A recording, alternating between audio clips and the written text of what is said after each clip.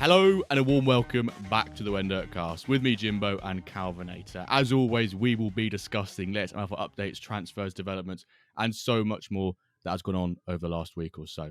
One important note before we get this show underway: none of what we chat about is financial advice. Do your own scouting or hire a director of Metaverse Football. Calva, I'm going to ask you 3 questions again. 3 questions, okay. How you doing? How you been? Or, yeah. And we're doing another manager spotlight. But who have we got in the studio with us today? Well, I've been great. I've actually had a little MFL break because I was on holiday in Belgrade. Can highly recommend it to everyone. Go check out Belgrade. Also found that the Red Star Stadium and Partizan Stadium are like almost next to each other and they hate each other. So that's interesting. And you have neighborhoods which are Partizan and which are Red Star. So also for football, if you love it, go check it out. So I've been great. Not too tuned in with MFL, but I've been going dev updates and there's a lot of updates we need to discuss probably. But I'm also very excited that we have a guest in the studio with a fresh perspective, I would say. He has a unique perspective, which is AI. And on Twitter, or X, he's called the one and only Play MFL AI Analyst. And I'm very excited to talk about AI and MFL and how that ties in with each other. So welcome to the studio, BigMrK14. How are you doing? I'm doing very well, chaps. Thanks very much for having me. Before we go any further, can I just point out, I think it's a bit rich that Jimbo was ribbing you about going on holiday when Jimbo's gone on how many holidays in recent times? Yeah, how but many also some trips too. The second I said that, I knew that someone, if not you right now, would say that. Be like, oh, 100%. But you've been the one Jimbo's been on holidays. But yeah, fair play. Keeping you accountable. You know, I can take it, but I'm also allowed to give it at the same time. You know, I think that's a fair one we've got here. No worries. But we've all been on enough holidays. We have enough energy to make this episode, right? So later, much more with Mr. K and about your journey as a manager and the AI perspective. We have a lot of updates. But before all of that, I was away. But Jimbo, you did another amazing stream. Any particular highlights or moments that stand out? Just the whole thing of them. I always have immense amounts of fun doing them. Obviously, it was good that you can't be there, Cal. It was second in a row that you've missed now. So we had Laird on before. We had Nep. So big shout out to Nep actually for dropping in. He was great. Improving and helping out whilst I was doing shirt changes. He also did some shirt changes as well. So I think Calvin, maybe that needs you need to step up your game for next stream and and get some shirt changes in there as well. But it was a great stream, great prizes. Obviously, Mr. K, you donated kickoff pack very generously, which you've already gifted to that person. So thank you very much for that. But I think, and we saw a legendary upgrade. Trust the process. Actually, he was waiting to go play cornhole, which I had to inform Nep out what cornhole was.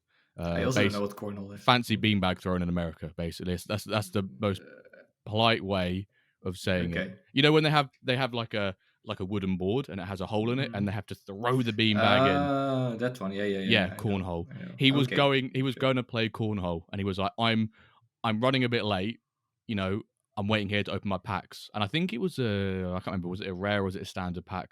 And he dropped like an upgrade to a legendary in it, like an 87 rated player. I think it was 23 years old maybe, so really good age. And that's cornhole can wait. Pick up a legendary pack.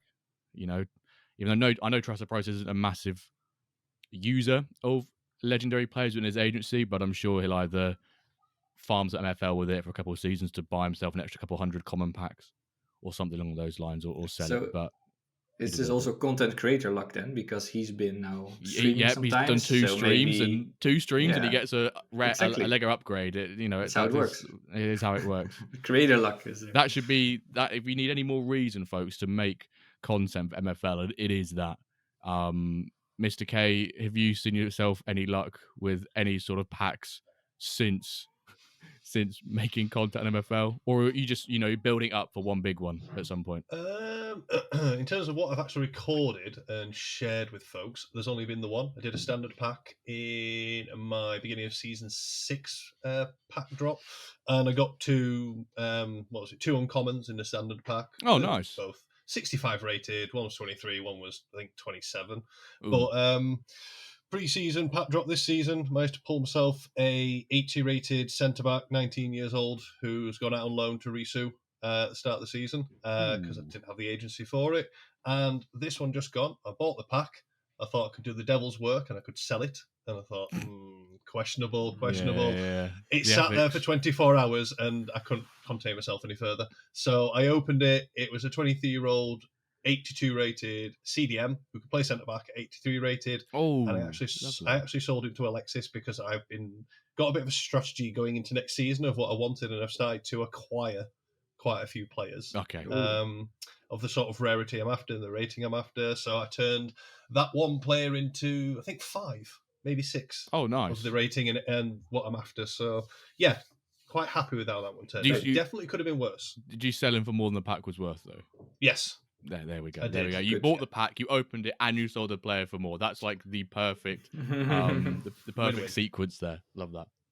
The perfect etiquette, almost like don't sell it, open it, and move on. But yeah, that sounds great. More about it later, I guess, about your plan and strategy.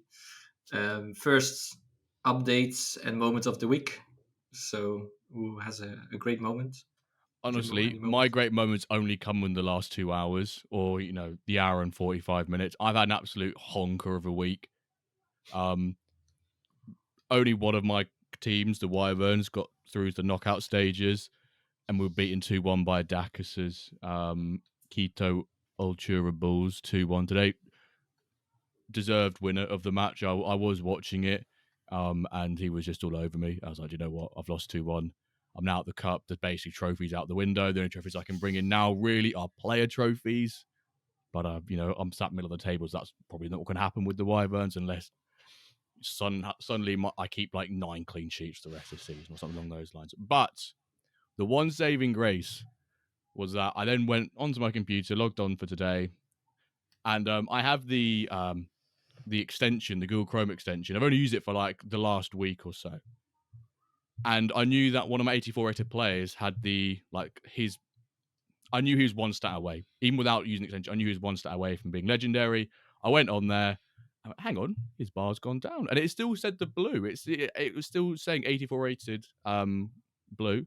I clicked on him, 85 rated. So I was like, get in there. So a moment of the week is that it's not the first legendary in my agency, because for those who want a little bit of history and a bit of a throwback, when MFL used to sell legendary packs, I managed to be a very fortunate individual and get 2 of them. So I managed to open up, and my luck was like crazy. I think I got 89 and 91 rated player or something in those 2 packs, which I have looked at what one of those has progressed into now. It's like 93, and I just want to. But obviously, I was only planning for iron, not trying to plan for plat and diamond. But he's now an 85 rated player, one of my Polish players, which I'm not even going to try and pronounce. Yeah, what does he pronounce it? I just call him Drozd. It's Drozd, like Drozd. He's opposite of Dross. He is bloody good. And he is the first sort of like homegrown. I can't even really use that. I've only had him for the last 3 overall, from 82 to 85. And he'd done like plus 12 before that. But I picked him up on the knowledge that he should be a legendary. And it's quite nice to have a legendary in there as well. So now I can't really complain. I can complain still. When I see lineups in bronze and go, oh, they've got legendary players, I am now one of those people as well. So that's the one saving grace of my week, is that I've got a Lego upgrade, and that's come within the last 85 minutes or so. Apart from that, it's been an absolute 1 out of 10 week for me. So as always, like the progression can still give you some good feelings. Yeah, and I feel that a lot. I'm like, oh, do you know what?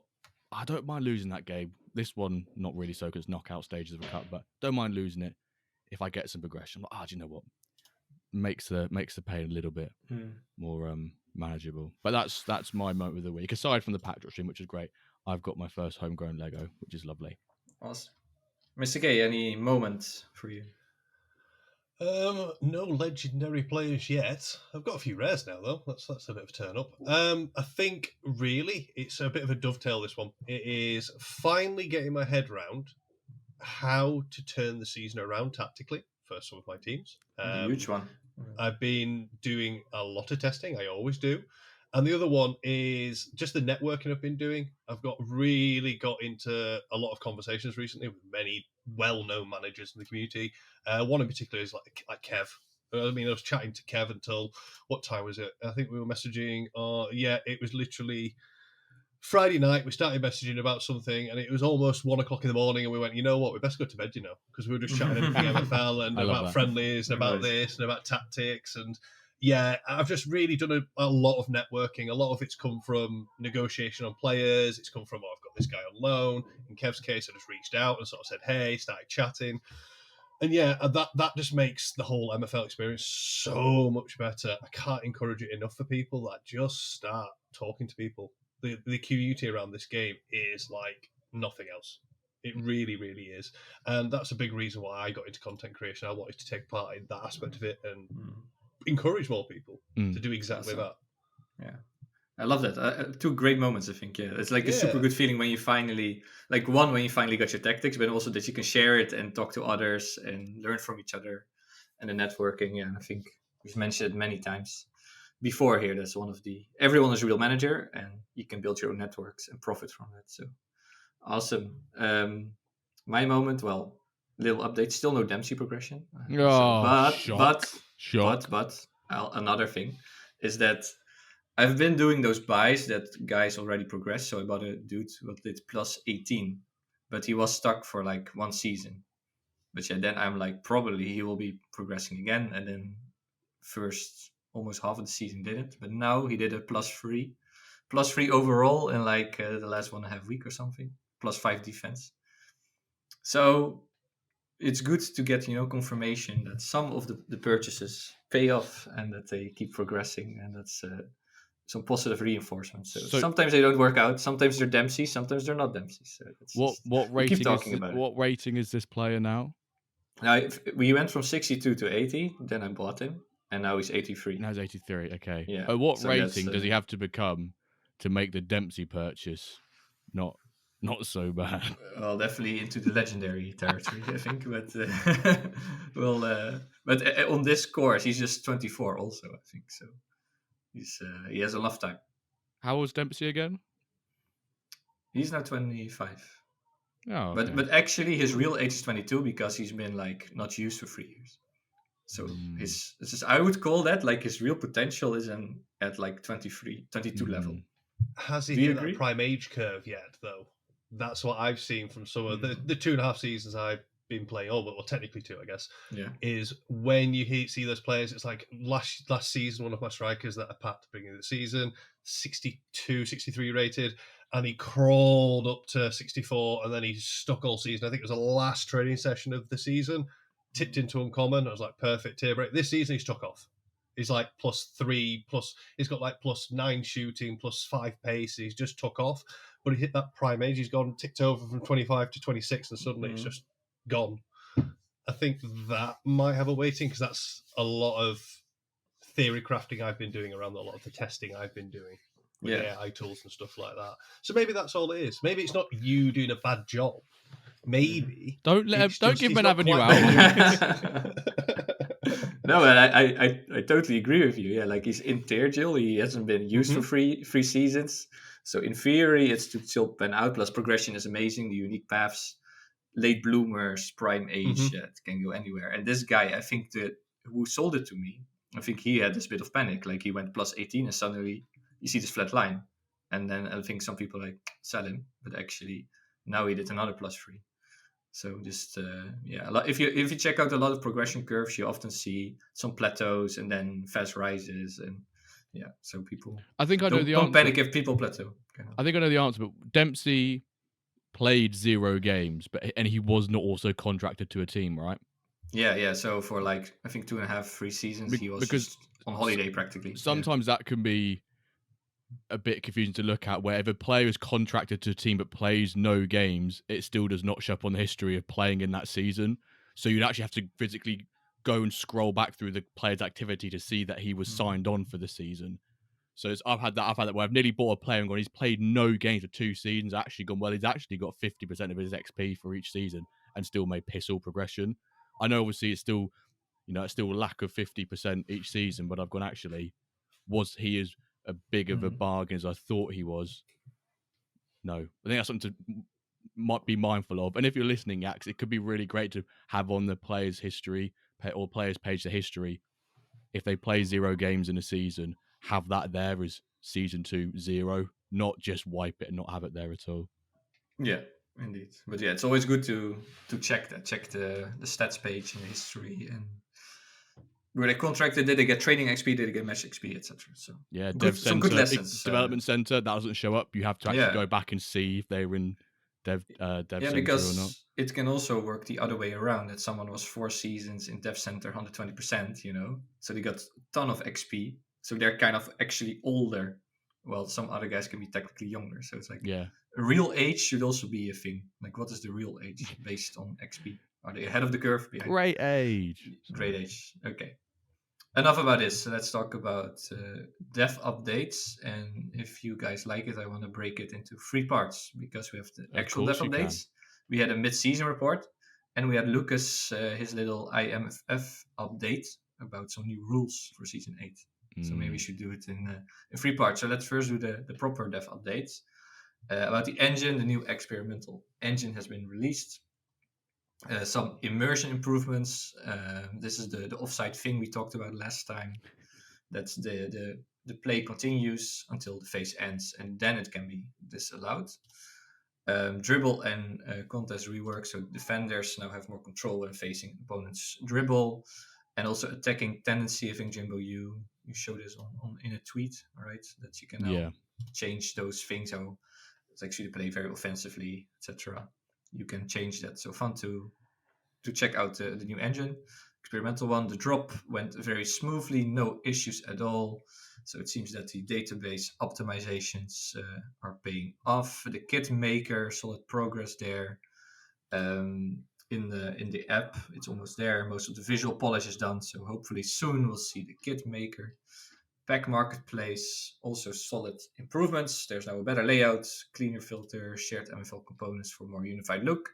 So we're a final UI tweaks kind of away from that being released. And then rebranding fees. This was a little interesting thing at the end. So far it's always been free, but soon there might be a fee. So I like what they mentioned in the Jimbo. I don't know if you read it, but remove those backgrounds while it's still free. Right? Yes, I saw that. You gotta use the opportunity to remove those backgrounds. If not, it'll be a costly mistake. Yeah. So what do you guys think about those things? The rebranding fee? Maybe is that a hot topic? Is that fair to pay for it? I don't think it's a hot topic, because correct me if I'm wrong here. I read the white paper enough that sometimes I maybe make things up in my head. That has been something in the white paper that said it's not always been free, or will eventually come with a fee. I think it makes sense to have a fee. I don't think it's right that you can rebrand like 5 times in a season. It doesn't feel right. No. It doesn't feel right that you can rebrand 5 times in a season. But I think if you were to have, like, when you purchase a club, you then get 1 free rebrand with the purchase. Some people said even if you get promoted, you get a free rebrand. I'm not sure how I feel about that still. Maybe you can, but maybe it's like a use it or lose it. If you don't use it in that season, you lose it and you have to pay the next time. But I've rarely seen clubs get promoted then rebrand as they get promoted. But to be fair, a lot of clubs rebrand these days because of the ease of putting logos on a shirt, etc., and yada yada. That's what Norwich did anyway. Yeah, I'm all for a rebranding fee. I've already made the most of I've never actually rebranded any of my clubs since I've had them. Just first time, just nail it, bang, be happy with it. That's what I've done. Never. I've never changed any of them. No. Mm-hmm. So but yeah, it's good they do it, right? It's good because it's a little bit of a barrier. That's one thing. So yeah, you have to think a bit better, like put a proper logo there. I think it helps a lot with that. That stimulates people to remove backgrounds or have a proper logo. You have to think about it because it's a little investment. And for the team, for the economy, it's also good to drain a bit MFL with aesthetic things, what they talked about, what Matt talked about. Maybe later we'll see more aesthetic things, or like to create new shirts or rebrand the shirts. You have to pay a bit MFL, maybe stadium upgrades, purely aesthetic, but it's cool if you have a whole, Maracanã stadium or whatever. So that's also good, I think. So I think I like the suggestion that if you've bought a club, you get a free rebrand. Yeah, it should be. I think make your own stamp on it. I think that's totally fair. Do you allow someone to rebrand their club at the start of a season? Like it's the start of the fresh season, you might be in a new league and you get that free hit then to recalibrate who you are and your identity and things like that. I think you're right, Calva. Being able to drain a little bit of MFL from the overall ecosystem keeps it in a healthy state moving forward, giving people more means to spend the MFL. Like, I know at the moment, projection for me is about 21,000 for the end of the season, which is a nice little increase, like 33% increase on what I got last season. But if I got one of the packs I'm thinking of and I'm left with, say, 1,000, I don't want to buy a common pack, I've got something to use it with if I don't use the dev center. Mm-hmm. It gives me a bit more initiative to chase those things down. But yeah, I think that's the right sort of way to go forward, because I've seen these rebrands of clubs where people are understandably trying to sell a club, but it's literally stating it's got this many players, it's got this % rev share. Please buy it. And then that team's got a game coming up that evening, and they're going to be playing under that pretense. And yeah, I think it's a good move. I do think it's the right sort of move, definitely. And you could argue that having with managers having the knowledge that a further or a future branding will come with a fee, we might just see the average quality of logos just increase overall across the ecosystem, because people are more wary that if I want to change it, I have got to pay for it potentially in the future. So we might not just see someone copy and paste their favorite team into the app. We Calva, well, even yourself, Mr. K, probably seen some atrocious logos over the seasons, years. We've seen. Is it still there? One of the ones which is just like the iPhone like dial screen, and it's just some that just crack me up completely. And also get rid of those backgrounds. I want to keep. Yeah. I had Risu actually DM me on Twitter today, and said, I've removed all my backgrounds from my clubs. Can you just go and have a look at my agency to make sure I have actually removed them and like they are up to standard? And I was like, yes, I can confirm your backgrounds have been removed and all your logos look rather fine. Thank you. So maybe you should be like the logo officer for the IMFF to commission. It has to go through has the background been removed? We can set it up maybe. Okay, so the second part of the dev updates was the mid-season reports. A couple things from the summary. You can read all reports if you click the link in the dev updates. But the number of cards has dropped significantly since season 6. And that's also one of the goals, so that worked well. There's more discipline, logic. The aggressiveness setting behaves more like consistently, and that also ties in with the card distribution, the amount of cards. Defensive improvement and fewer goals. In season 7, that was one of the main objectives, and they have achieved that. But because of that, there's fewer goals. There's also more upsets, a slight increase in the upsets compared to before. And that's probably because of the lower goal count. And final thing is the XG. The XG model currently underestimates the actual goals being scored. It's often lower. And they're working on making it more accurate for season 8. Any comments on that? Did you notice similar trends for you? Definitely the first half of the season, without a doubt. I've in nearly all of my leagues, 3 teams I've got, I'm in the top 4, like roughly speaking, in terms of projections. And in Flint, going fine, great. Spark, ticking away. Few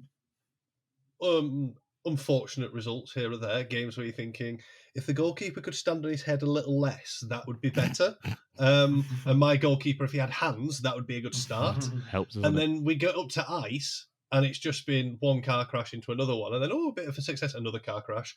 I've seen that untold amount of games. I think in one game I had 32 shots. There was 18 on target with about 12 to 13 saves. I conceded 3 shots, 1 on target. No, it was none on target because it was no goal in the end. After the goalkeeper saved, didn't hit my defender and went in, and I lost the game 1-0. I shan't repeat on the podcast what I said about that, but it was a fun game to show the screen report and go, guess the score. Guess the score. But there needs to be variance. It can't just be a case of someone rocks up with the better players and the better team, And it's just copy paste. Okay, you've got a guaranteed win. There needs to be more to it than that. Otherwise, why are we bothering with tactics, individual instructions, the inner workings of these things? Could it be balanced a bit better? If you'd asked me just before the mid-season break, absolutely, and I would have been very vehement in that defence. Now, after doing some more testing and then going back to the drawing board a little bit and actually breaking down the XG numbers a little bit more detail for myself, I think it's just about there.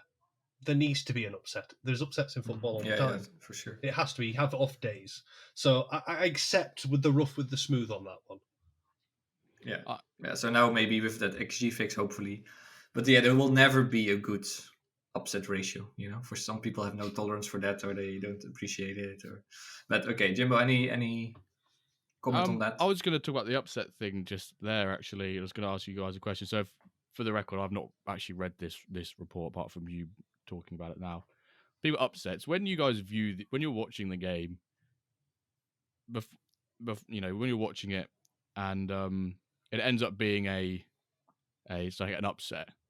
When you're watching it without knowledge of the result, can you just feel like it's going to be an upset? Can you feel like how the game is going to go within the first 20-25 minutes of watching it? Because sometimes if it's going to be a blowout, I know within quite a few, like 5-10 minutes in, just from the chances and just from them scoring 2 goals from 0.95 XG, I just go, right, hands up, I'm losing this game 4-0, and I can't do anything about it. Or there was one game where I think I drew 1-1, and the second half I had 3 attempts off the same post, and I went, no, do you know what? I'm not scoring the second half. I just admit it right now. Just want to know, do either of you guys get that? Have that, I'm going to say conspiracy theory that you can just suss out what the result's going to be before it actually happens. Well, although I think it's also, in defense of that, it's also a bit of an IRL thing. Often when you have a better team playing a weaker team and they don't score their chances and they have chance after chance after chance, also mentally and psychologically, that team starts to doubt themselves and starting taking dumber decisions or shooting more from. And then often you'll see that the other team scores, right? That's like kind of this old football logic. I don't know if that's in the engine, but you get the same feeling. If your team doesn't score and you're like, oh, come on, this is his weaker side, we're relegating, and you don't score the goals, and then you kind of feel, okay, it's one of those days, right? I had that in my one and only round of 16 cup fixture today for one of my 3 teams, which the cups themselves in the group stages, I've got 2 examples to give you because they're both like, how have I managed not to go through? But anyway, first half, went 1-0 up in the first 10 minutes. Great goal. Really nice play. And then the first half, I had sort of like 12 opportunities. There was sort of, I think, 6 on target, 5 saved because 1 was a block shot. And I could tell we kept missing these chances. I was like, I've seen this before. I've read this script. It means the second half, it's going to go downhill. Yeah. The second half kicks off. Within the first 15 minutes, they had 3 shots all game, 2 on target, 2 goals. And the guys the rest of the second half just went, oh, it's finished now, isn't it? And they just saw the last 30 minutes doing nothing. And I'd seen it time and time again this season. It doesn't always pan out that way, but when you just see, this seems strangely familiar how this game seems to be going.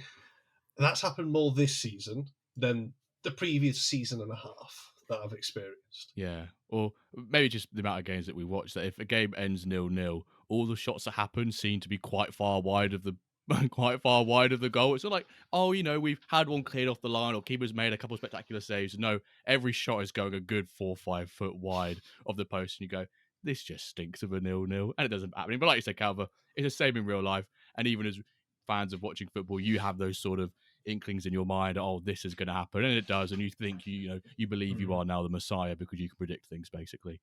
Yeah, it's a bit of a script. It can also sometimes be a self-fulfilling prophecy, like for the other side, oh, apparently they can't score today, right? And then you get more hope. So it's also sometimes, it's funny how those things work. But okay, great to get your guys' takes on that. And then the final thing is for Season 8, some new rules. So new participation requirements and rule changes for Season 8. So the team has been tweaking that. Also a bit anti-diamond heist, I feel like. So an updated overall minimums per division. So minimum overall thresholds have been revised. The 5-player exemption still applies. So there's new higher overall minimums. And contract cancellation for inactive clubs. So contracts will be voided if the club isn't registered before the end of the registration period. So two changes to kind of make the ecosystem, make the competitions a bit more fair and fun, I would say. Mm. What do you think about that? Good update. I think some of the minimum overall increases are good. I think the ones in the upper end of the pyramid, diamond, has been needed for a long time. What was it previously, 83 or 84? Needed to be far higher than that, way right? too low. Yeah. You know, I even look at some of them like bronze 74, for example. I don't think any team that gets promoted from IM will have any starting players that are probably 74 rated. Maybe they do, but in bronze. I did see some people were, and chats were popping off quite quickly over the last couple of days for some reasons that we won't repeat on this pod. But I mean, stone, ice to stone, with the stone minimum being 65. I think some people were saying there's actually a couple of examples now where there's a few starting 11s in ice that are getting promoted that don't have 65 rated players in them. So do you almost, people may be suggesting, do you give a bit like if, you know, you buy a club and you get a free rebrand, do you allow a team to have one season in there without meeting those requirements because they've deserved it? You know, rather than if you purchase a club to go heist it, it's that sort of thing. But I think that the upper minimum overall increases are thoroughly needed. I'm glad to see them in there. Yeah, I also think there's like less variance and like the teams don't get so much weaker or stronger in there, so they just keep creeping up in the. Yeah. So it's a bit easier to set that bar, I think. And for the lower teams, yeah, there's way more going on. It's also required over a period of time that the ecosystem of players is sort of bloated. It's continuing to grow every season. We've had a mass retirement, as I know it's a topic you've discussed on many a podcast. Yeah. So with progression being in the game, players on average are increasing. It's like, is that general weighting towards the ratings are getting higher and higher and higher? Like, I'm sitting in my Spark League and I've got teams with high 60, 70 rated teams and stuff like that. That's totally fine, no problem. But people are looking to be competitive in these divisions. I do agree that jump from ice to stone is quite large. It's quite hefty. Yeah, But I think most people aim for stone, really. Like stone, iron, bronze. You're looking around there because that's where you start seeing that real increase in MFL returns for season participation. And hopefully as well, competitiveness in the cups, where you start gathering more and more MFL. Especially with the addition of Flint now also into the mix. I just think long overdue. I agree with your sentiment, Jimbo, that higher up the divisions, putting a bit more pressure on making sure very competitive teams are taking place up there. But whatever you set the benchmark to be, people will try and exploit the rules and the system. Of course they will. Mm-hmm. That's how it works. Yeah, that's how it is. Yeah. Well, speaking about heist teams, there is one kind of heist team. Well, can we call it proper heist team, Jimbo, in Diamond right now? Do you mean the Farmers League? Sorry. Yeah. Not well. Can we start calling it Farmers League? Because Meta Mercenaries is how many points? 9 points clear of second place. Yeah. Okay. Well, let's talk you through the table. So Samba is the heist team. They are 0 points. Lost everything. They scored 1 goal in 13 games. So at least 1 goal. Yeah. And they got 60 goal average difference of -60. So yeah, let's not talk about them too much. Meta Mercenaries, they are now the first team with 34 points, so 9 points clear from Bistone Milano. But then there is a super interesting group. So Bistone Milano 25, 3X 23, Tango 22, Gold Feathers 21, BFC Barcelona 21, Amsterdam Lions 21. So there's like a whole group from 2nd to 7th fighting for that 2nd place. Then surprisingly, Legends 8 spots, 16 points. Roma 15 points. Atletico Ciudad Mexico 13. And Luchadores 8. So they're having a hard time there. And by the way, BFC Barcelona is the only team who didn't make it to the round of 16 of the Titans Cup. That's right. Jimbo, any observations? You said Farmers League. Farmers League. Just on the basis that, you know, you got this unreal powerhouse of Roan and Meta Mercenaries, which over the last week we'll talk about later in market moves, but the bloke's just strengthened that powerhouse to be an absolute behemoth now. Battlefield 1 behemoth, if anyone gets the reference. But yeah, they are 9 points ahead. Can't see them losing. The the league now. I'm just looking at the quarterfinals of Titans Cup. Roma got through, Naples, Lions, Meta Mercenaries, and Milano all got through. So it means a couple of them did get knocked out, like Tango. Oh, Tango also? I thought only... No, yeah, Tango got UC knocked out in the round 16 just today. Okay. He did the round 16 today, going to the quarterfinals, yeah. But it's really interesting, like I said, that gap between 7th and 8th being 5 points now. OM Legends, if you would have told me at the beginning of the season, we did our predictions, they would be there or thereabouts for relegation fodder. I wouldn't have believed you because of how consistent they have been in sort of that top 3, top 4 for the last couple of seasons. So it looks like we have got this, one team auto relegated, one team basically being champions. We've then got 2 groups within the rest of the league. So it's going to be really interesting, actually, who picks up that 9th spot if this continues for the rest of the season, because it's either going to be, De Mexico, Roma, or OM Legends, unless, things change quickly in MFL Special Diamond League. If Lions or Barcelona, or even all the way up to bloody 3X and third, if they lose a couple games in a row, and then Roma or OM Legends can win a few on the bounce, then that does change the dynamics of this league entirely. So it looks like, even though we do have a Diamond Heist team, it's going to be exciting up until up until the final match day of the season, which for the last couple of seasons, we've not really been able to say that. Well, not for the first spot, but definitely for relegation and for second place, the best of the rest spot, kind of. But it looks definitely interesting, and also fun to see teams like 3X and Goldfeathers really challenging the better teams, which we deem the better teams. Mr. K, any interest from your side in Diamond League? Our usual question. Yeah, I've took part in the prediction contest that they do for the Diamond League. I know Jimbo's thrown the towel in, but I'm still sticking with it. You're such a menace for saying that. But yeah, I like following it because, well, it's the pinnacle of the game. It's the best players, the best managers, and looking through, well, how did they set up? What formations are consistently being played? What parallels can I draw from the outcomes? Like you were saying about OMF Legends, and I was looking through going, okay, looking at preseason predictions, roughly how the games are going, what sort of formations do they run, look at the breakdown of the stats, and picking up, okay, is there certain theory crafting that I've done? Is it showing in the higher rating players? Like, is it just my guys can't shoot on target? Or is it some of these 90 plus players that can't shoot on target as well? It's interesting to look at the Diamond League from that perspective. Unfortunately, it's not always the best one to look at for that formation versus formation strategy piece, because I can see, honestly, understandably, a lot of teams stick to a set of formation, because when you're talking a single player costs in excess of $1,000 even, I wouldn't want to have 22 players trying to work out tactical flexibility on every single game. Sod that for a laugh. I'm picking a tactic, I'm going with it, and I'm making it work. Let's come hell or high water. So yeah, I like diving into the Diamond League just to see what I can glean from it about how they're setting up and what's successful. So do we have any theory why OM Legends is doing worse? Could it be tactically or just bad luck, variance, upsets?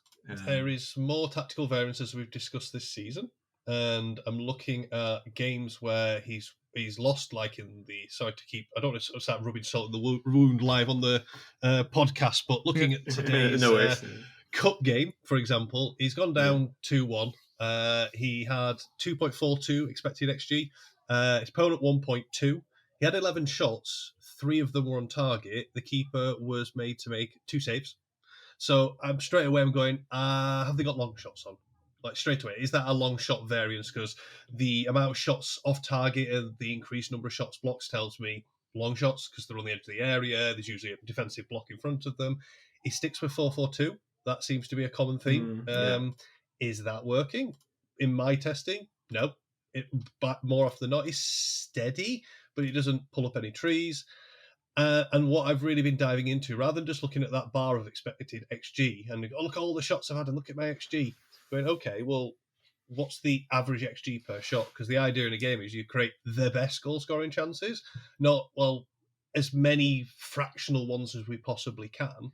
because I did that myself first half of the season. Had a tactic that I tested, had 76% success rate, and it was going great. I had long shots on everyone because they were just flying in from everywhere. Mm-hmm. And then I'd look at the stats and games halfway through the season going, I'm just stat padding. I'm just glorifying myself, glazing my team, going, look how many stats, look how many shots we had. Well, yeah, if they're shooting for 40 yards, well done. Like, it doesn't mean anything. And I just had that on repeat, rinse and repeat, and slinging crosses into the box. Last year, it worked really well for me. This year, I don't know, I've put it on extended highlights at times to watch the crossing. I'm going, we need to stop crossing the ball. It's just absolutely pointless. It's like, should we just go give him a throw in on the other side? Yeah, cross the ball in then. So no, he can't put it down to a single thing. I don't think it's anywhere near like that for him. It might well be you've just got that season where things are just not quite coming together for you the way they hoped they would. Because some of the games that I've seen that he's lost, I've also scratching my head and going, without diving into the stats a bit further here or knowing the tactics and the instructions, it's like, it's very hard to decipher a bit further past. But that's what I'm leaning into. As a bit of theory crafting, but then I'd go test it on some of my teams and see if it works out the same way. We love to speculate, but I think also knowing Joe B, like, I don't know if I'm offending Joe B right now, but I don't think he's the most innovative testing manager, really thinking ahead, while others are, I think, putting way more time in it. And he had this consistent 4-4-2. He's been playing it for ages. His whole team is tailored for 4-4-2. And maybe this season is not the 4-4-2 season, and he's running into some problems. I would say that's and he doesn't have the flexibility, which is hard in Diamond to have flexibility to change things. So that's my theory, Jimbo. Finally, one little theory why O Legends is underperforming. Variance. Okay, yeah, that can be the case too. Just the wrong, just a bad roll of the dice. That's how you gotta. Say like, in a real football season, you might say, if you unlucky one game, luck balances itself out over the season with like referee decisions, etc. I remember saying that a couple of seasons ago. I was like, maybe your luck balances itself out throughout the season. I've now come to terms with luck balances itself out throughout many seasons. I've now got to that point that it's over like 2, 3, 4 seasons. You'll have one season of stinkiness, and you'll have one season of everything went your way. And then over many seasons, it balances itself out rather than just within one. I feel like just within one season, you can kind of go, it's not going to be my season this year. But next season, you go, it is going to be my season. So there we go. You can always just go the other way, not your way. That's true. Yep. Okay, market moves.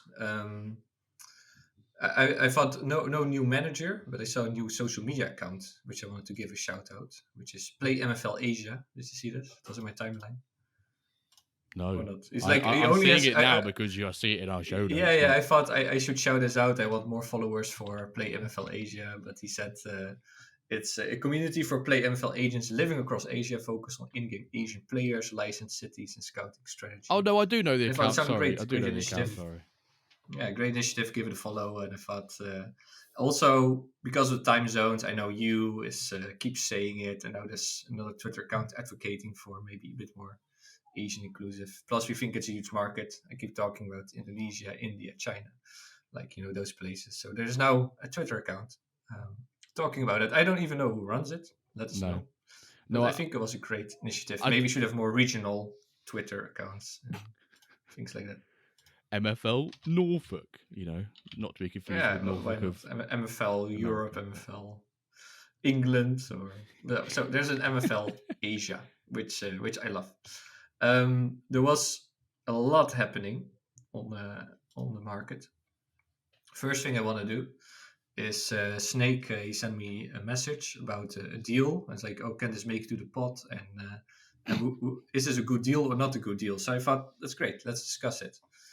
So he packed a guy in the drop, he was an 18-year-old Cam, 78 overall, and he sold that guy for 202 dakas.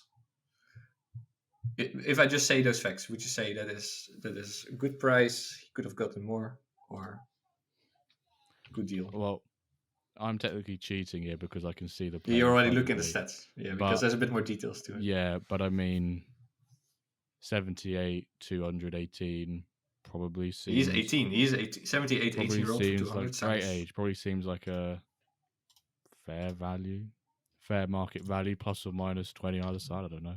Mm-hmm. Yeah, but he said also he had his first up for 222 and he was not selling. But what I think, if you know the details, I can understand why people were not too keen. So his physical is 35 and his pace is 64 for a cam. Yeah, honking stats. Yeah, I would be he might avoiding him in progress, a barge pole, basically. Yeah, like he might progress, but he has bad pace. And the number 10 cam, you want to have, great pace. Plus that low physical, so you would have to rotate him constantly. So I think, I told Snake also, I think looking at it, maybe good to sell him and then reinvest. So you guys agree? Yeah. Yeah, okay. I wouldn't want a 35 rated physical. Yeah, if it's like 35 physical. I think my rule is never buy anyone with 35 physical. That's what about 36? At least what? What about 36 physical? No, you said no with 35. What about 36? My filters are always like minimum 60 for pace. I put 65. Like I want my guys to be kind of athletic. The athleticism needs to be there. Depends on position, but I usually like put like minimum like 65 in there. So I think he's got a good deal there. I think Snake's done pretty well out of that deal, if you ask me. Yeah. I think so. So Snake, if you're listening, good deal. Good and reinvested money in guys with higher physical. He's been in. Calva, I don't think you've probably been on Discord much, but he's been a hot centre of topic over the last couple of days. Okay. Snake. We're not going to go into any details. It's not. Maybe we should have on the pod. And, but if you have a board 45 minutes to about 4 hours next couple of days, it's worth going back. I think near enough every single Discord related to MFL and just type in the word Snake. I'll do that. Then legendary players. There were so many guys which were not even the splash, which was crazy. So. But there's another interesting case. So Orange Fly, he bought a 30-year-old goalkeeper, 93 rated, for 1,699. So let's say 1,700 USD from Scrub. So is that... I mean, Jimbo, we talked last week also about an older player. And then you say, okay, let's say he retires early, you pay that money to have him. What would you think of this? 1,700 USD for a 93 rated goalie who is 30 years old already. Well, if I was making that purchase, I'd probably be feeling a bit uneasy about the money I've just spent on a player. And if I'm immediately feeling uneasy spending that amount of money on a player, I probably made the wrong decision. That's how I would look at it anyway. That my risk level wouldn't allow me to do that. Basically, is what I'm saying. I couldn't bring myself to make that purchase. Yeah. I think, but I mean, the goalkeeper market in Diamond and Plat is it's like hard. There's not a lot of, there's a huge demand for good goalies. But to spend that money on a 30-year-old, like you have immediately a great goalie, and he has ambitions for Diamond, Orange Fly. But I don't know if I would pay that. But it's a big move. It's a big move, and he has a great goalie. It's the 7th highest rated keeper in the game. Well, actually, I guess you could say like joint 7th with another 4 players. So yeah, like, but what if that yellow icon appears in 2 weeks? Then you would feel very bad. And more about Orange Fly later. I might just have to confirm something. I think he's within like 200 of being either older or newer. What do you call it? ID. Oh, the mint. Yeah, I need to find who asked me recently. 77639. Is That's it? His player ID. Oh yeah. I was looking at that. I know it's like 77484 or something. It's something crazy. I've got it. I sent it to so many people who ask it. I copy and paste it from. I'll see if I can find number. It. 77848 and below. So he's fine. He's just in it. He's just in it. If that was 200 ID over, I'll be going, ooh, or even 225, whatever. I'll be like, ooh. In theory, he should have, on average, quite some seasons, like 7 then, right? He should have, on average, he would have another, I guess, another 6, we'll call it, because it's got this one. Let's say 6. So maybe then in that light, it could be an okay purchase, and he has immediately one of the best goalies in the game diamond ready. Another huge transfer is that Sturge, he bought a new right mid from Dane. 24 years old, this guy, Tadao Khan. He is 93 rated. So a 93 rated right mid, 24 years old, for 2,000 USD. So Sturge is also getting ready to go. I saw he's leading Plaid with his new Jogo Bonito London side. And this guy will help him with his ambitions. Then clubs, Sekim, he bought Manchester Ice for 150. So still a big location premium for Manchester.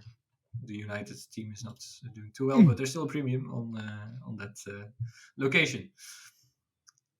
Jimbo, splash time, and we have quite a big one. Splash Splash of the week. Oh, interrupt me again. I'm gonna do it. No interruptions. We have silence, please. Splash of the week. And it's funny because this week's Splash of the Week isn't actually a player which MFL tweeted about for a massive purchase like today. And Palmer said, you're going to have to retire your vocals for this one, Jimbo, because there was a player who was sold for $2,500. He's got a Polish name. Lo and behold, our Splash of the Week is actually more than $2,500. So up yours, Palmer. And guess what? This lad's English, so his name is piss easy for me to say. Right. This week's Splash of the Week is by Orangefly, Bob, who you just mentioned, purchasing Tom Davidson. Cracking English name, Tom Davidson, 95 rated left back for $2,850 US tariffed dollars.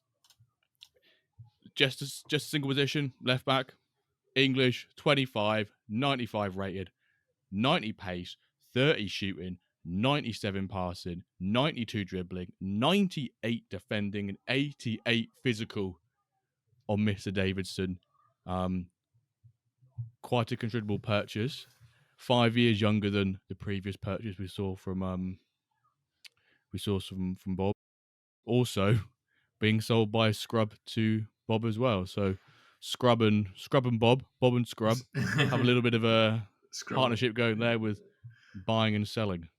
But Orangefly is really ambitious, let's say. He's getting ready for Diamond. He's now third, I saw, in Plat, so there is a chance. I think one of his teams made it through to the quarterfinals of the Titans Cup as well. So he's got. So he's got some. He's the third.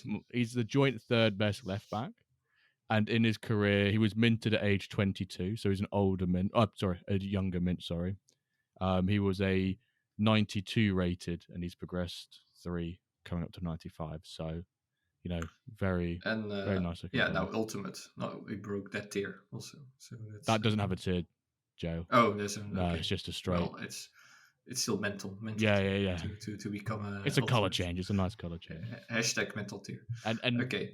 Just when we've had Bob on the pod before, and when we've listened to him on like the Ramble and other socials he was on with Ryan a couple of weeks ago in his one.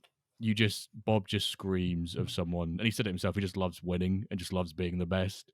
And he's, when we had him on the pod a couple of months ago, he was down and say like Iron. I think he was one of the few newer users who jumped divisions rather than going from the bottom and working his way up. Although he does now have a Syracuse license, which he's absolutely stacking the shit house of in Flint and pissing everyone off immensely with like 80 rated players who are like 31 years old, which is absolutely great to see if you're not in that league. But yeah, Bob just screams of someone who loves to win a lot. He says that himself. So it is not surprising whatsoever that he is splashing the cash, I'd like to say, on a couple of high-rated big players. And that's why he is the splash of the week. So I'm very curious, do we see him back in Diamond next season? Short IRL MFL. That maybe you should talk about the Fantasy Premier League starting next week, right? Oh, yeah. Today was Community Shields. So Palace won on pens. Didn't see any of it, but I saw that Palace won on pens. Mr. K, did you watch that game by any chance? No, busy taking the daughter out this afternoon, but all enough. my friends, fantasy football, Premier League wise, were all talking about it, so I knew exactly what happened without talking. Yeah.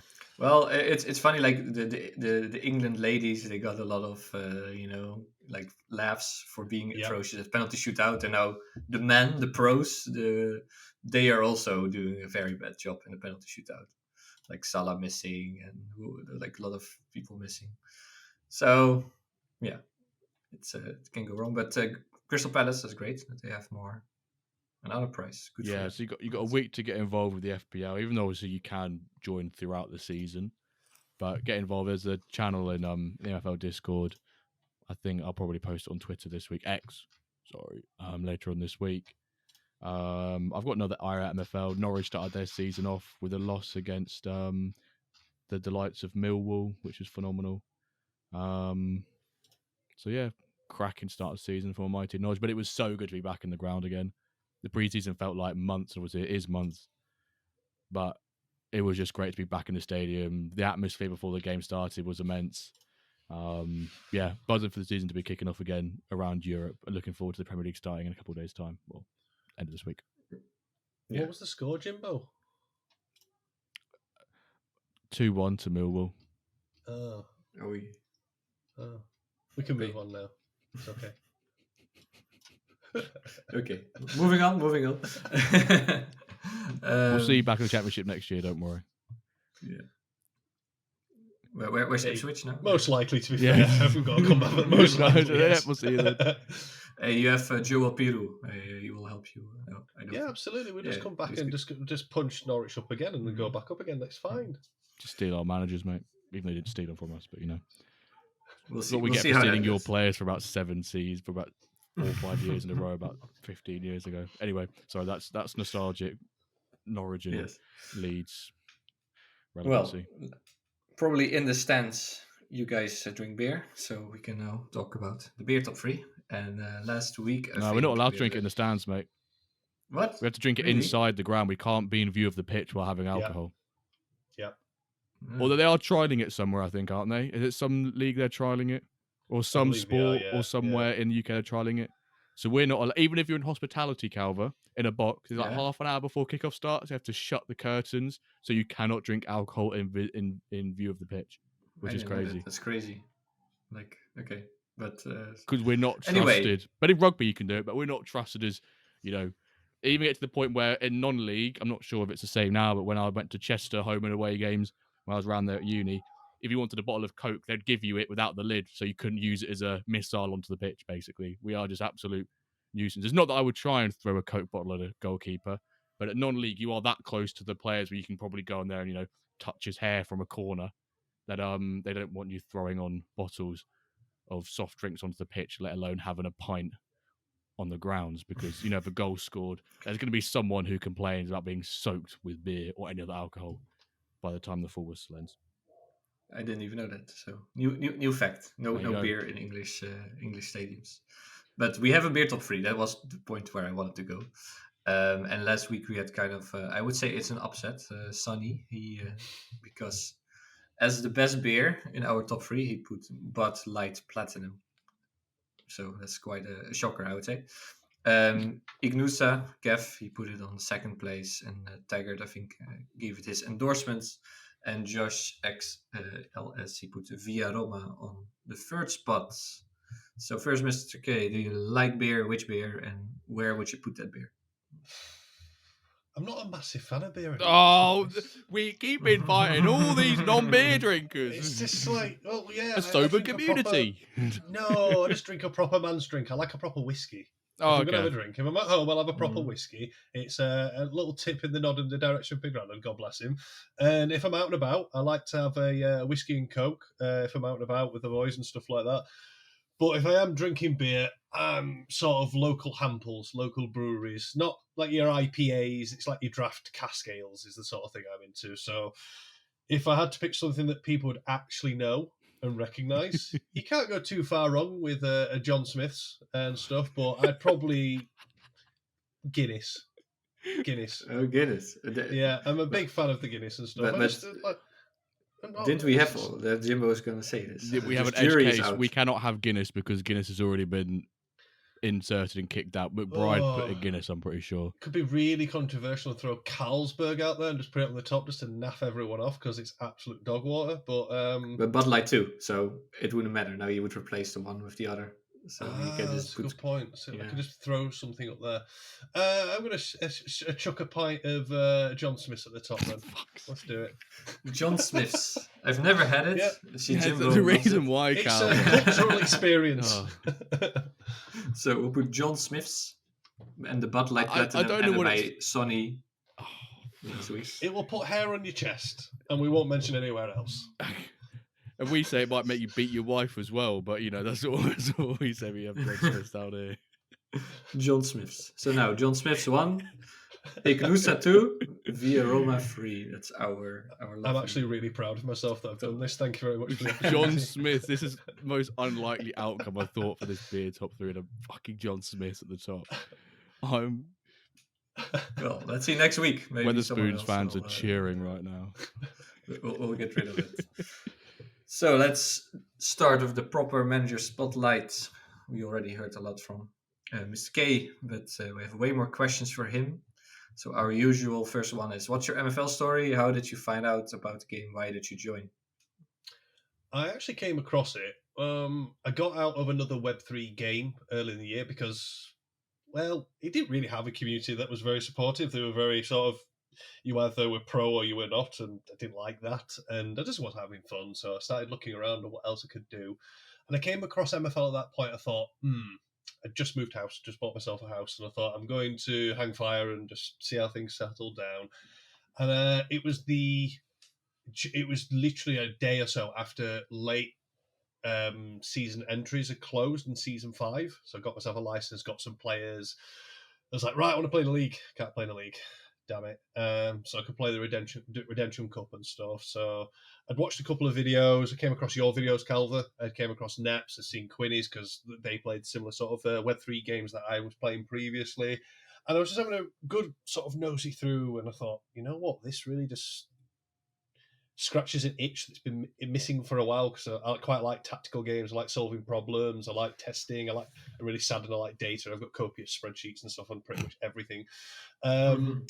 So I sort of researched it a bit. I thought, I'll give it a go. And I just absolutely loved it. I love the fact there are going to be, hopefully forever, so many answers that we can't actually answer, but I've got to try and work it out and work out how to do it. So yeah, started out season 5. I got to about to start the Redemption Cup, and I don't want to play the Redemption Cup. I want to get my hands on a team now. So I saw a team in the market, messaged the manager, become good mates with him actually now, with I think it was 25% rev share. Took them on. They were the punching bag of the league. I thought, fine, I'd concentrate on the cup. I won the cup in my first season. So I was like, well, that worked out well. Very nice. Yeah, it was. I think I even dressed up in shirt, suit and tie for the final, and recorded it live for one of my videos on my channel. It was quite nerve-wracking sitting there watching the highlights and hoping every highlight was going to be beneficial for me or not. And yeah, here I am a couple of seasons later, trying yet another new strategy as to what to do next, because I've tried lots of things so far. Awesome. And what kind of Web3 game was that actually? It was. I didn't know if we wanted talking about or mentioning other ones in case it was a sordid history. Is it the F word? No. It's not the F word. I'm not that bad. I put John Smith at the top, but I'm not going to say the F word. But no, it was so rare. I'd played for about 2 years, enjoyed it. Oh, you mentioned so rare. Yeah, and I mean, fair play to those who want to play it and how they play it, and it does look quite interesting now with how they've done things. Yeah, but I'm too engrossed with MFL. I haven't got time for it, so that's what I was doing at the time. Yeah, so it's a bit like we've heard many that route, who took that with the so rare MFL route, but it's great you then got the bug and that's a lovely thing compared to the F word, where apparently things like retirement fixed and potential fixed. So the mysteries and trying to crack the code, that's what it's all about. So how's your season going so far? And also curious, what would you do differently next season? Maybe you already regret kind of some squad building or tactics or transfers. Like, how's it going? What would you do? Yeah, because you said not give away your plans season 8, but you said with your sale of that player earlier. Maybe we can go into some of that. Would be good. There's some plan there. Yeah, I'll try and sort of dart around a few bits then. So last season, season 6, worked out pretty well. I ended up buying a Stone Club in the first half of the season. I thought I could do something with this team. They're pretty rigid with the 4-4-2. So going back to OMF. 4-4-2. There you go. Yeah, going back to their 4-4-2, I did try it last season because I was kind of shoehorned into it, and I got it to work. Actually, in the same league as Kev. Kev went up with the Ramble. I went through the playoffs and got promoted. End of that season, I thought my agency at the point it was at, I can't sustain an Iron team. I don't want to give out all my rev share. I'd already sort of started putting feelers out to various managers for loans, and they were great, like very, very supportive with stuff like that. But I made the decision when Flint was minted, and I spotted there was Lee's license available, and there was potentially Lee's licenses that Bremner doesn't have yet. There was a possibility I could get one. So I saw one come on the market. Well, I didn't see one come on the market. Actually, Risu had seen that I'd been tweeting about it. I got a message, a random time of the night. There's one on the market. It's at this price. If you want it, go get it. Jumped on, grabbed it. Thank you so much, Risu, because it was literally been on the market for about 5 minutes. So I've got like a favourite sort of hometown sort of team in Flint. I've got one in Ice and I've got one in Spark. So I worked out lots of tactical flexibility compared to last season. Biggest mistake was doing all my testing pre-season before we had some tweaks to the match engine after a couple of game days and stuff. And my 352B, which I loved last season, was having great success. So we're talking 100 friendlies. We're talking 30, 40 strength better teams. And I had like a 76% win ratio, 80 plus goal difference, and it was all working. Started the season, started the first 2-3 games, and then suddenly it just nosedived off a cliff. I was like, but this works. I know it works. And I stuck with it. And I was stubborn. I stuck with it until a few, like 2 games before the mid-season break. I went, I'm going to have to change it because this is going horrendously. And I've got now a, let me have a think, 4-1-2-1-2 narrow. I've got a 4-2-2. I've got a 3-5-2. And I've also been testing with the 4-1-4-1.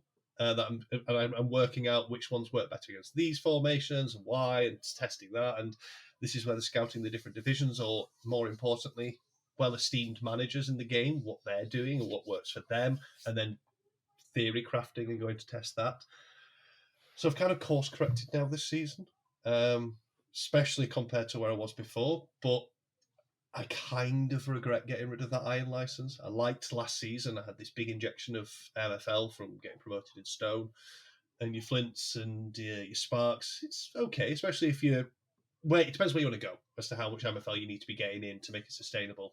And I want to be pushing on bronze, silver, and things like that. So I've had a look at what the sort of average competitive team would be in those leagues, what I'd aim for, what's a good price, because I've monitored...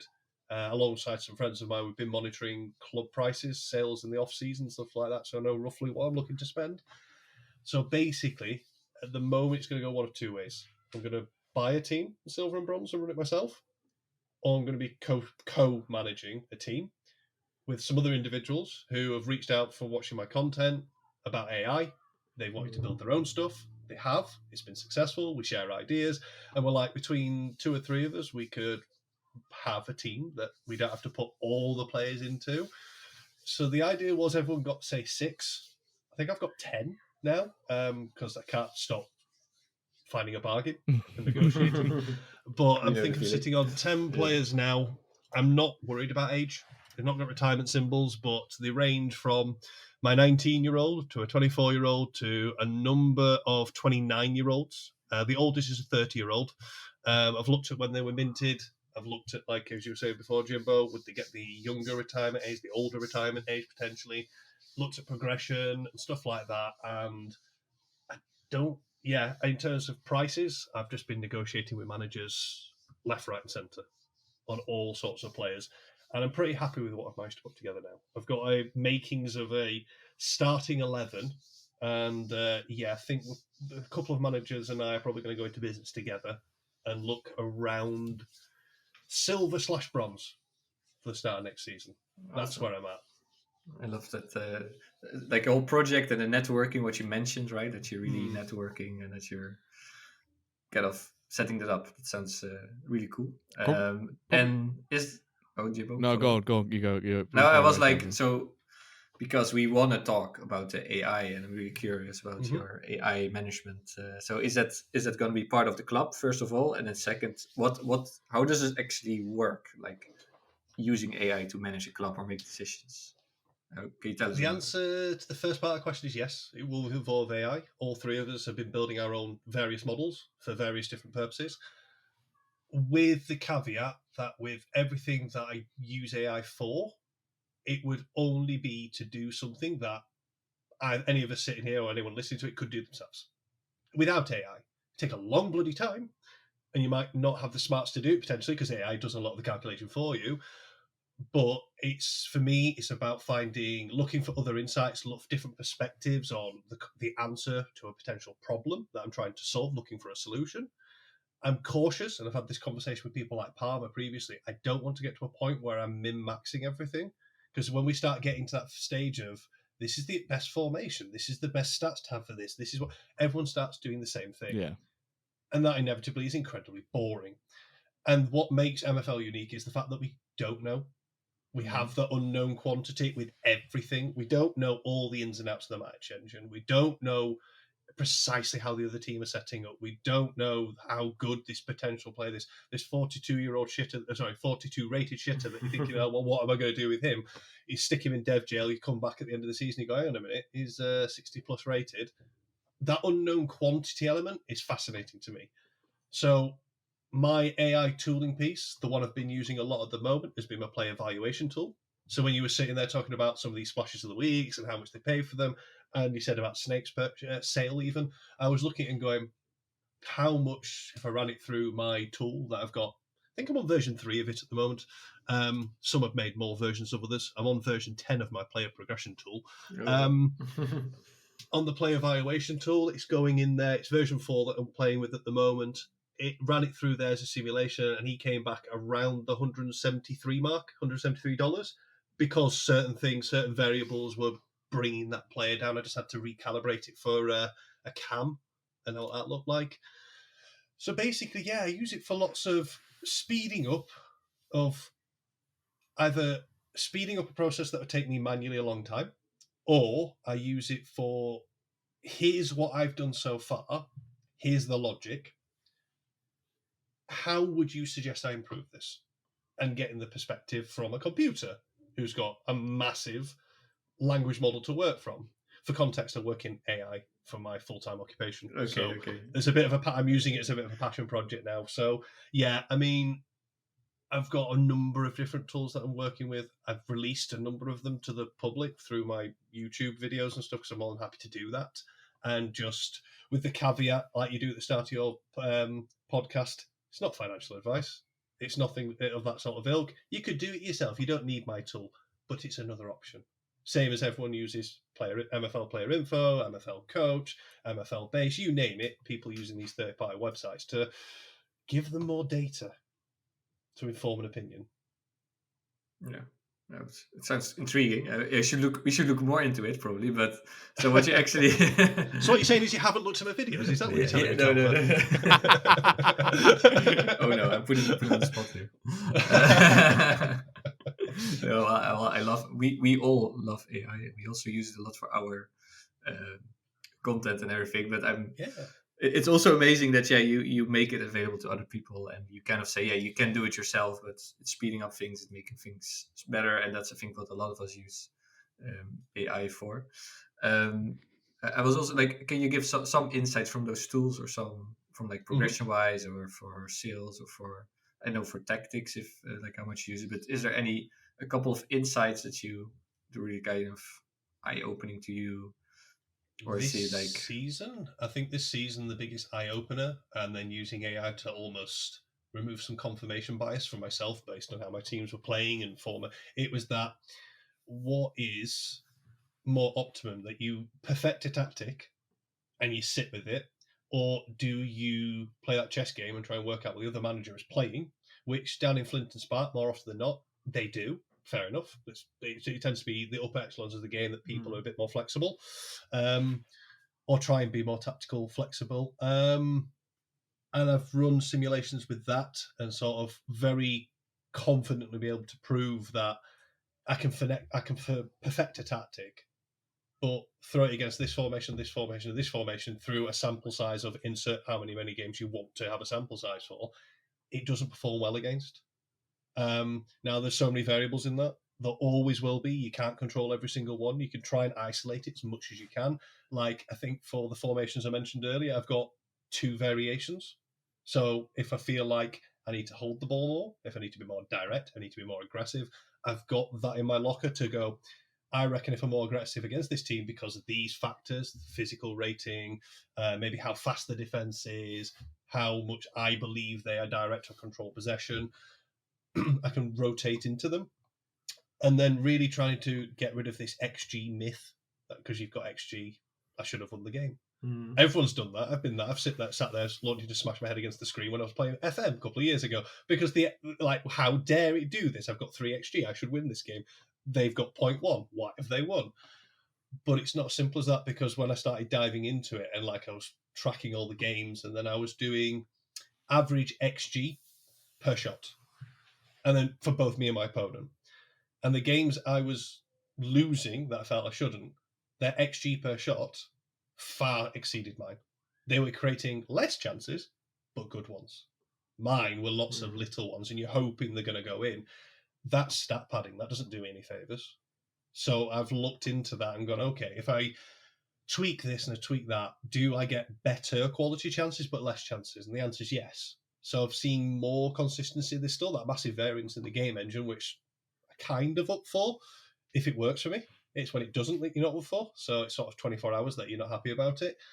But that has worked really well. The player progression tool, it is a model, it's a projection.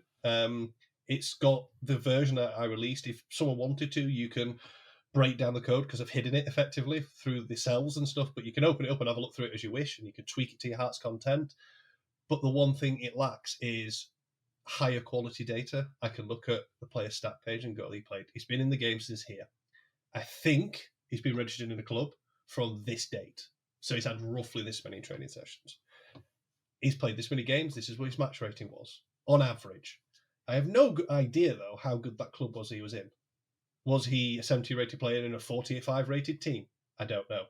I can't dive any further into it and then really help fine tune it. And the model itself also has some accuracy variables as well. So if I've got 4 seasons worth of data, it's treated more accurate. If I've only got 1 season, it's less accurate. And I'm just tracking that. But I need more and more data to be able to continually improve these things. Do I ever want it to be 100% accurate? No.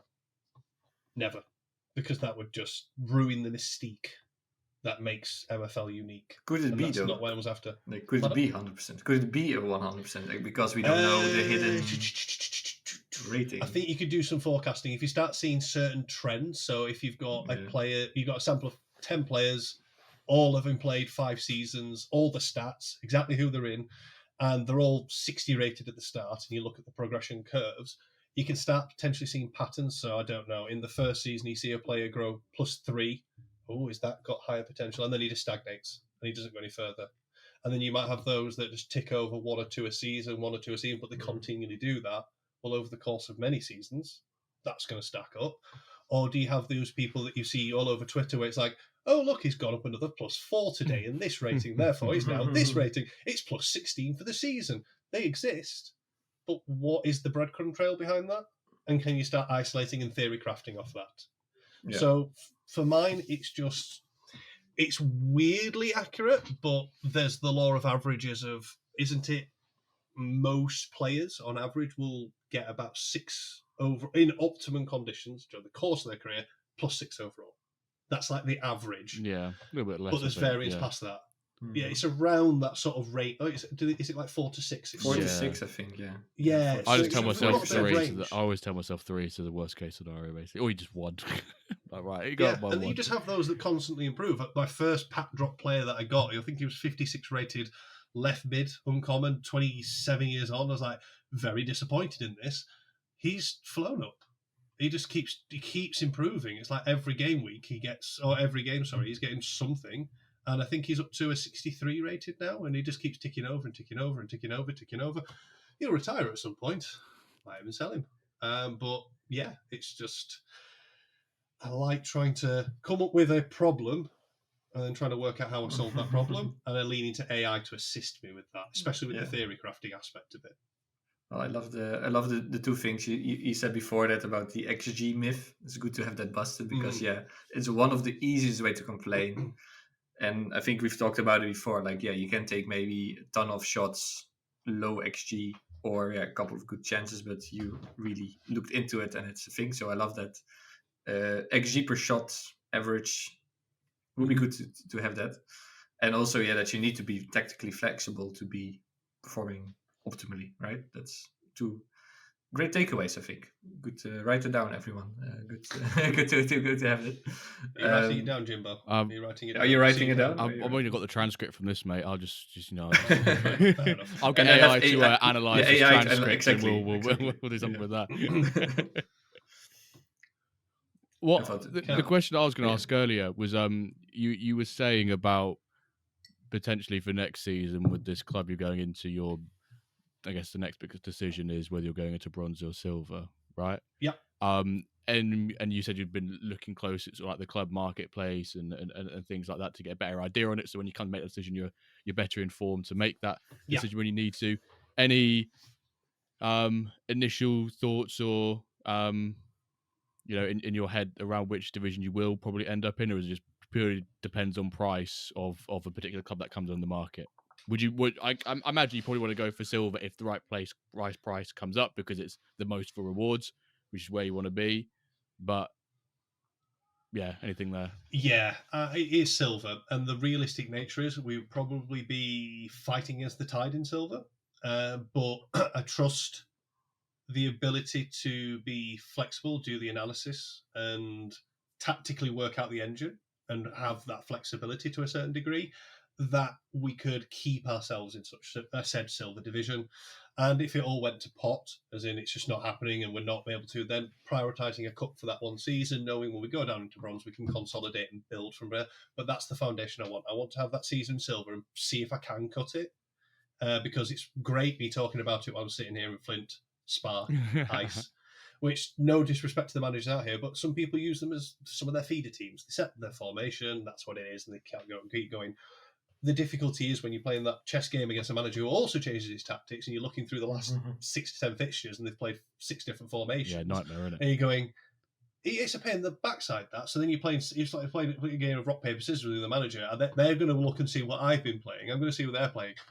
Who's going to show their hand first? And in my Spark League, we both played exactly the same formation in the end, because we both tried to work each other out. So we both lined up as a 3-5-2. And it kind of nullified the game, the tactical aspect to it, to a lot of degrees, because we were fairly similar. But yeah, silver. Silver is the division that I want to aim for. See if we can cut it. If we can't, take it as a learning experience. That's what I'd do anyway. If we were getting pummeled every week, what can I learn from that? What can we improve with? Take a hit, go down to bronze, and then consolidate and work out, okay, well, how do we improve from here? But yeah, that's what I want. I want to be playing against some of the best managers in the game, with teams that they're really invested in, because that's where you're going to be able to prove, can you cut it or not? And that's where I want to be at. Yeah, you want to be against other managers who own a silver club and it's their best club in their agency, and they will put every single time a bit. I can argue like me and my Wyverns, they're my bronze team. My second team's a stone team, third team's an ice team. They, and quite rightly so, you said, some people in ice have a feeder team, whatever. I use that for my team in ice. Set up their lineup.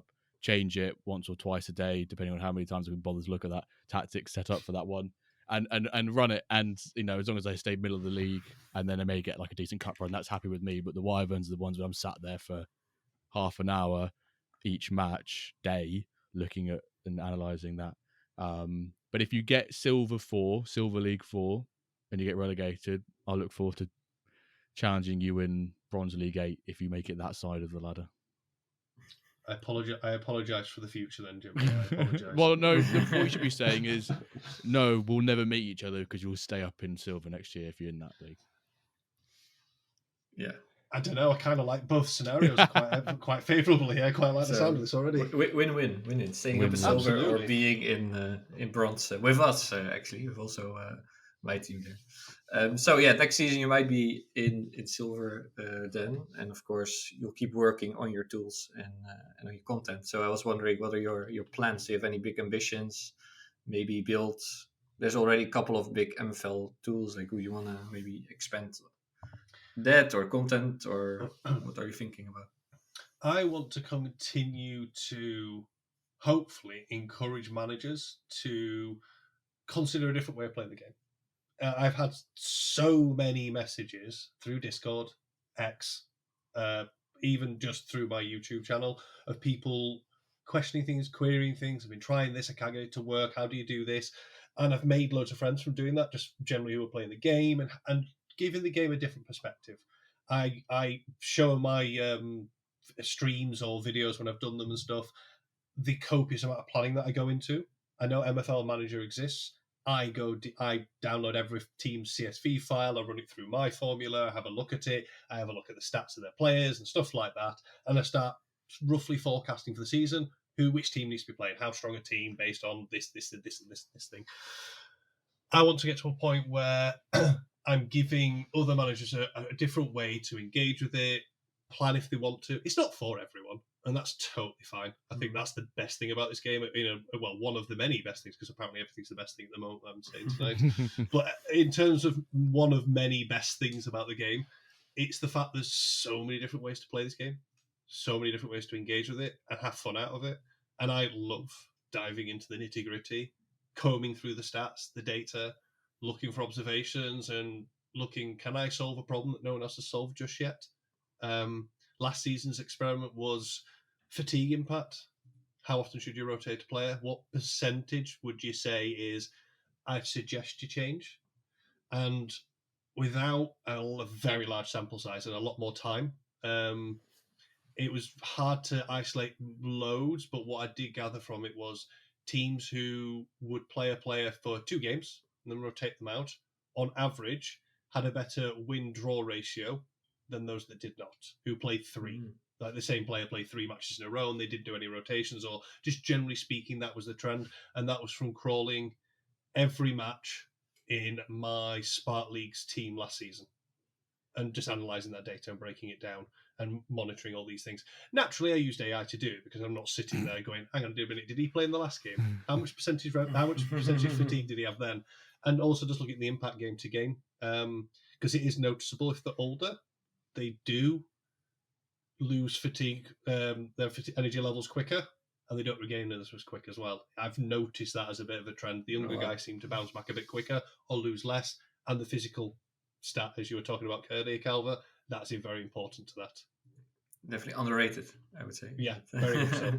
That's great. Some golden nuggets there about maybe rotating quicker, because I think, Jimbo, we talked about it before, we are like 92% guys, change the scholar, like this magical number, but actually 92 is lower than 95, 96, and maybe they do perform. So you looked into that. I mean, that is one of the great things about that the impact of fatigue is undisclosed. So just, you can do, like you said, you can try and gain advantage, do all the theory crafting, but because it's unknown, it means that to a degree, everyone is on the same starting point with understanding how that impact is, which is great. No one, you put the more effort in like you do to try and gain that edge. Yeah, you can have more of an advantage, which is great. People who put in the hard work, the effort, deserve to be able to gain that advantage. Not, if I go from 92 to 91, I know it's going to be a minus 0.75 on every stat on my player. That would just be boring, because you could, like you said, you could just figure it all out.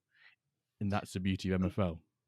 There's no guarantee anyway it's even better, because if, like for my ice team, I've got a 67 rated striker now, because he's gone up. Oh no, so it might be 68 now. And I've got a 64 rated striker. My next best one is a 62, and he's markedly worse than either of my 2 of the forwards. So even if I rest one of the better players, who am I playing? Is it worth having that player on the pitch comparative to this player?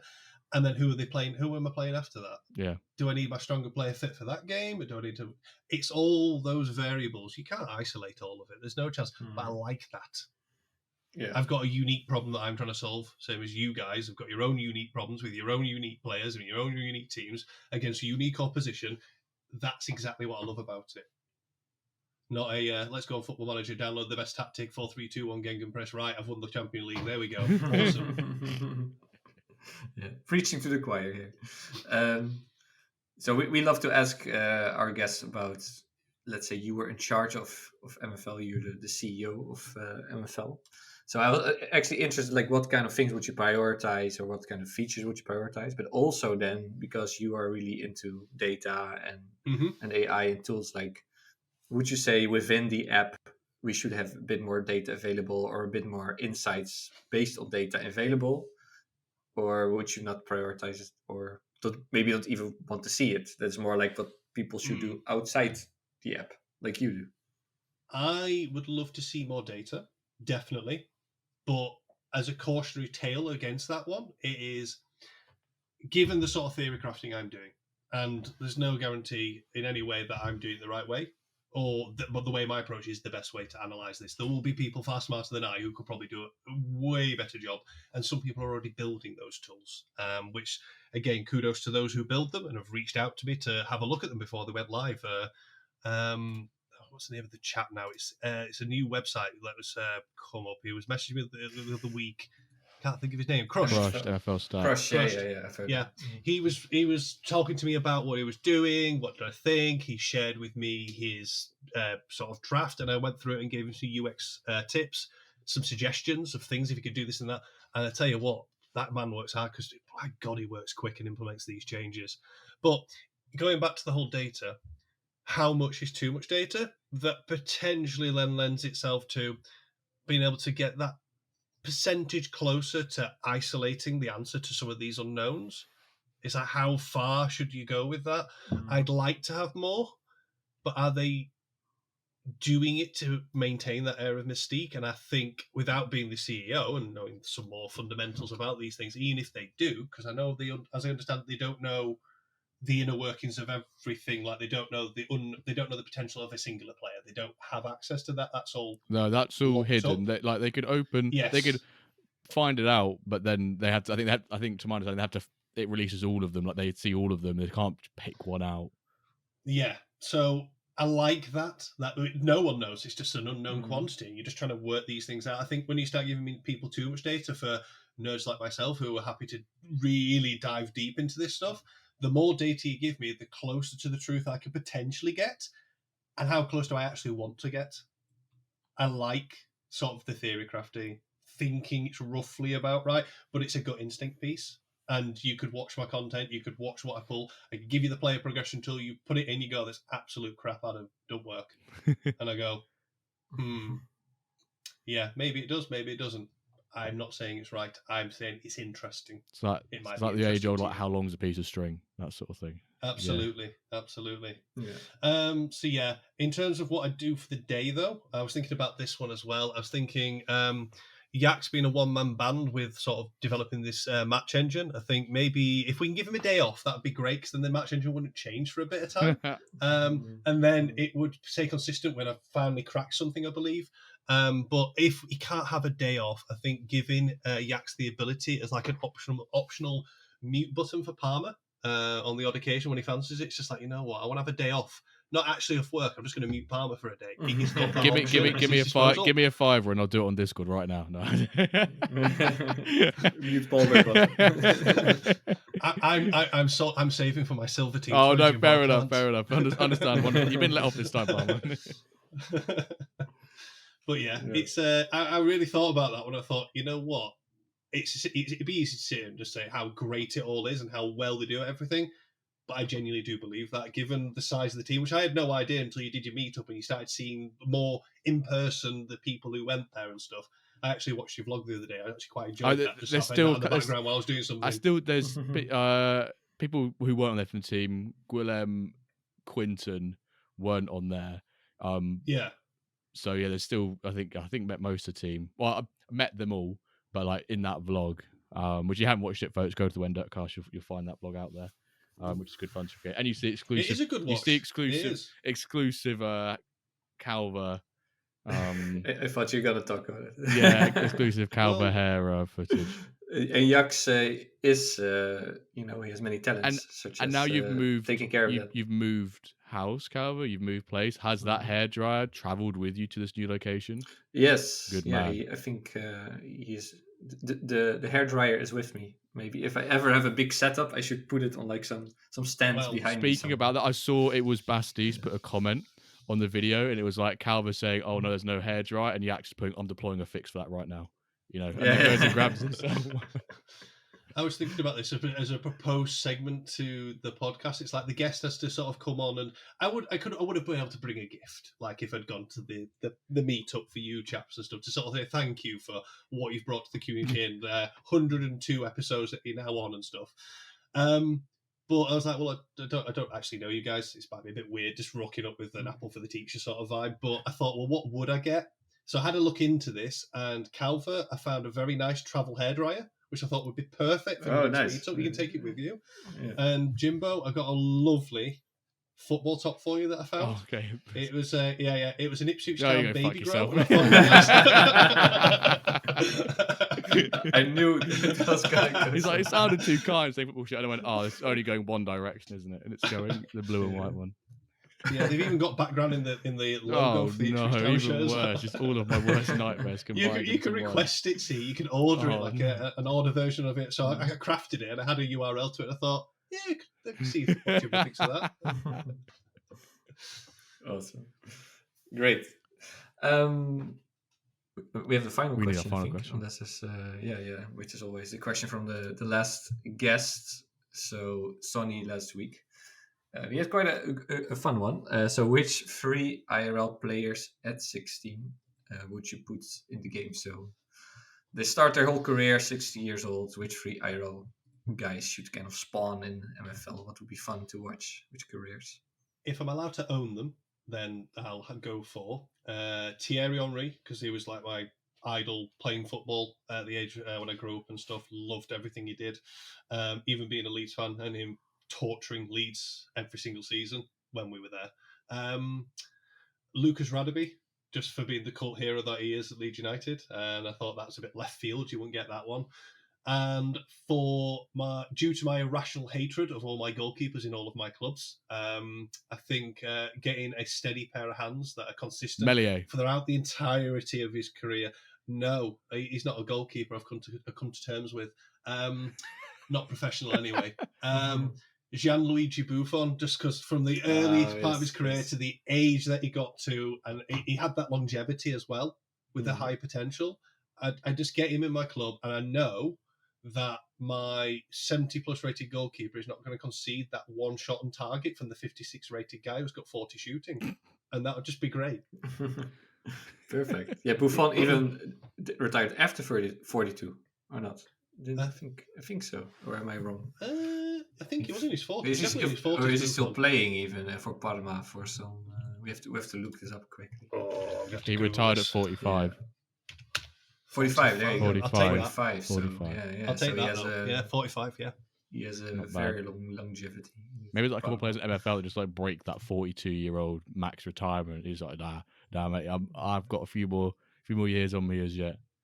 Like the Buffon factor. It would be quite nice to maybe have like the goalkeepers have like an increased average career length, because we all know that the average goalkeeper retirement age in real life is probably a few years older than that of outfield players. I've got no stats back to that. That's just purely just top of my head. Maybe that's Orange Fly is hoping for that. The Buffon factor in there. So, any question for our next guest?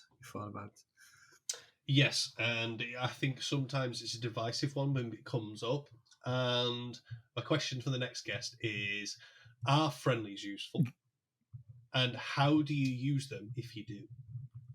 How do you go about it? We'll bring Palmer on for next episode then. Perfect. It'll be a very short answer. Done. Do you use friendlies? Nope. How do you use them? Don't use them. So I don't know how I use them. Yeah, that's an interesting one. Because it seems irrational, like you're testing the engine, but then if the engine changes and if other teams don't really test and then change it, but yeah. I think there's more importance about how you test as to whether you test. Because I did the first season, I just did random, player friendly, whoever, and you get nothing out of that. Well, you can, but you're chancing it. I've even got to a state at one point where I put a 5-minute timer on my phone. I had 2 different clubs playing 2 different formations against different opposition, and I'd be staggering the games. get to about 70-minute mark and start the other game over there. So if you don't mind dropping the timer on that, that'd be grand. Absolute sweat.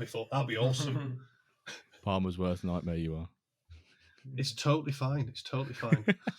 Right, ladies and gentlemen, it's time for the episode where we reveal this week's hashtag. And this week's hashtag is a slightly rogue one. Well, when are our hashtags never rogue, hey? Mr. K kept mispronouncing OM Legends or OMF. I've even got it myself now. I'm going to go double check myself just to make sure I'm saying this correctly. It's definitely, it's OM Legends, not OMF Legends. Yeah, it's OM Legends, OMF. There we go. But Mr. K kept pronouncing it OF Legends. So with that in mind, we're going to go with the hashtag OF Legends. Make of that what you will. Hashtag OF Legends. Post it on, post it on Discord. Maybe post it on Twitter. You might get some random bots replying to you in all fairness. But, it might be the bots that you as an individual might want to have conversations with. Right. So hashtag OF Legends. Before we blow the full-time whistle on this episode, we've got to say a massive thank you to BigMrK14 for coming on. Thank you for being in today's episode. Thank you, indeed.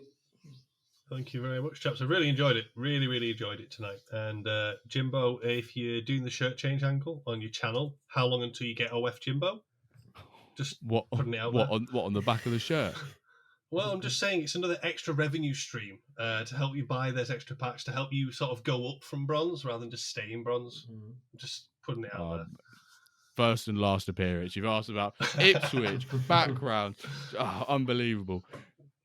No, we're not bringing OF Legends into the streaming. No way, not on Twitch anyway. Right. Hashtag OF Legends.